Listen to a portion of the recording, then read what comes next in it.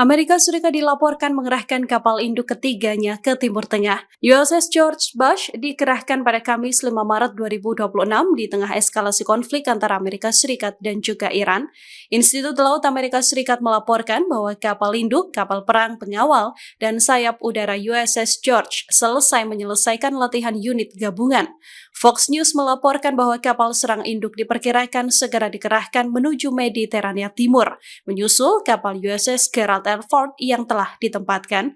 Dari citra satelit dilaporkan bahwa USS Gerald terlihat bergerak melalui terusan Suez dan sekarang berada di Laut Merah.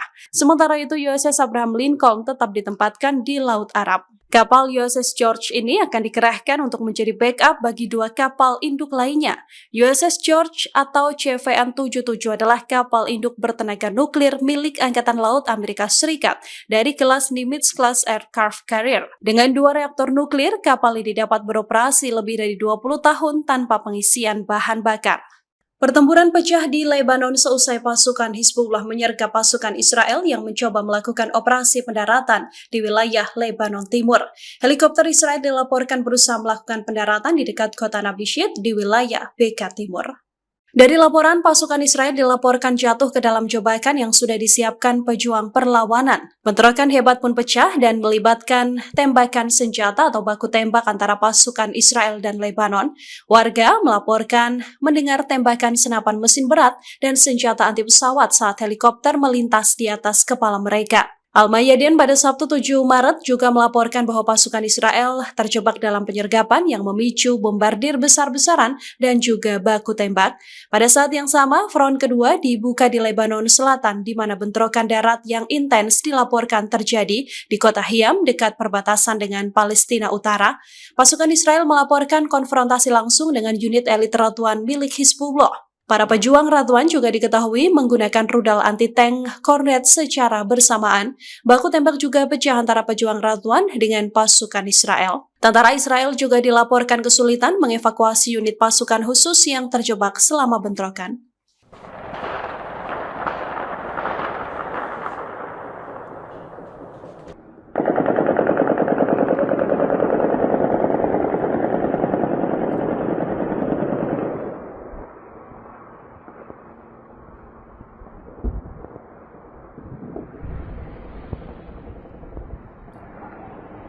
China secara terbuka menyatakan bantuannya pada Iran dalam menghadapi konflik dengan Amerika Serikat. Meski tak secara terbuka mengungkap perannya, namun China menegaskan keterlibatannya dalam blokade Selat Hormuz. Dukungan ini disampaikan oleh juru bicara Kementerian Luar Negeri China, Mao Ning, dalam konferensi pers di Beijing pada Jumat 6 Maret 2026. China menegaskan bahwa pihaknya memberikan dukungan penuh untuk kedaulatan Iran. Mao Ning membenarkan bahwa pihaknya memberikan dukungan secara politik di tengah operasi Amerika Serikat dan juga Israel.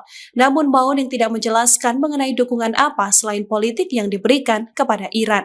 Mao Ning juga menegaskan China juga menjaga keamanan dan stabilitas di kawasan termasuk Selat Hormuz demi melayani kepentingan bersama. Ia juga mengatakan bahwa pemerintah China telah melakukan evakuasi warga negaranya yang terjebak di sejumlah negara di Timur Tengah karena gangguan perjalanan. Pemerintah China menyatakan tengah memantau perkembangan situasi secara intensif serta berkoordinasi dengan perwakilan diplomatiknya di negara-negara Timur Tengah. Beijing juga mengimbau seluruh warga negaranya yang berada di wilayah konflik untuk meningkatkan kewaspadaan serta mengikuti arahan dari kedutaan besar China di masing-masing negara. Di sisi lain, China kembali menegaskan pentingnya menjaga stabilitas jalur pelayaran internasional termasuk Selat Hormuz yang merupakan salah satu jalur distribusi energi paling vital di dunia.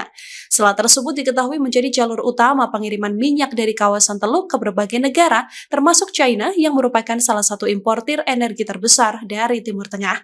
Ketegangan di kawasan ini dikhawatirkan bisa mengganggu stabilitas pasar energi global jika konflik ini terus meluas. Hingga kini situasi di Timur Tengah juga masih memanas seiring meningkatnya operasi militer dan saling serang antara pihak-pihak yang terlibat dalam konflik tersebut. Gudang bahan kimia milik perusahaan Amerika Serikat habis diserang pesawat tak berawak milik Iran di Provinsi Basra, Irak Selatan. Pesawat tak berawak ini menyerang gudang Amerika Serikat di dekat daerah Berzezia di Provinsi Basra. Dari informasi, serangan ini dilancarkan oleh kelompok faksi Syiah Iran. Halliburton merupakan perusahaan jasa ladang minyak terbesar multinasional di dunia asal Amerika Serikat.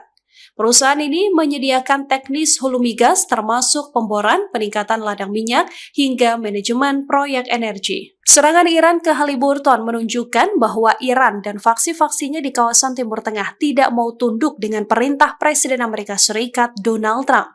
Faksi Iran terus melancarkan serangan ke titik-titik strategis di Timur Tengah yang menjadi basis Amerika Serikat dan juga Israel.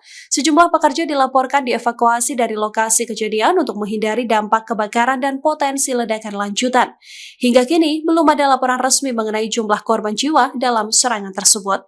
Sementara itu, pihak berwenang di Irak disebut tengah melakukan penyelidikan untuk mengetahui pihak yang bertanggung jawab atas serangan ini. Dalam waktu yang bersamaan, Iran juga menegaskan bahwa pada Jumat 6 Maret mereka telah menembakkan rentetan drone dan rudal ke Israel. Serangan ini dilancarkan pada hari ke-7 seusai perang pecah antara Iran dan Amerika Serikat serta Israel.